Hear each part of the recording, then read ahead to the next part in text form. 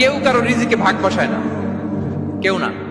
আমরা অনেকে মনে করি যে আমি ওকে দিলাম, ওকে খাওয়াইলাম, আমি বোধহয় খাওয়াইলাম। না, সে আপনারটা খায় নাই, সে তার রিজিকই খেয়েছে। আমাদের ঘরে আমাদের বন্ধু বান্ধব আসে অনেক সময়, আমাদের ঘরে অনেক সময় অতিথি আসে, তাদেরকে আমরা আপ্যায়ন করি, তাদেরকে খাওয়াই। আসলে সে আমারটা খায় না, সে কারটা খায়? তার নিজেরটাই খায়। বিষ্ণু ইসলাম এটা খুব সুন্দর করে বলেছেন। ওনার কাজিন চাচাতো ভাই আব্দুল্লাহ ইবনে আব্বাসকে একদিন অনেক নাসিহা করছিলেন। করতে করতে এক পর্যায়ে তিনি বললেন, ওয়া আলাম, ইবনে আব্বাসকে বলছেন, ওয়া আলাম আন্না মা আসাবাকা লাম ইয়াকুন লিইখতিআক ওয়া মা আখতাআকা লাম ইয়াকুন লিইউসিবাক। আব্দুল্লাহ, জেনে রেখো, যেটা তুমি পাওয়ার এটা তুমি কোনোদিন হারাবা না। যেটা তোমার হওয়ার কথা ছিল ওটা তুমি কোনোদিন মিস করবা না। আর যেটা তুমি পাওয়ার কথা না, গোটা বিশ্বের সব শক্তিকে হাতের মুঠোয় আনলেও সেটার দেখা তুমি পাবে না, পাবে না।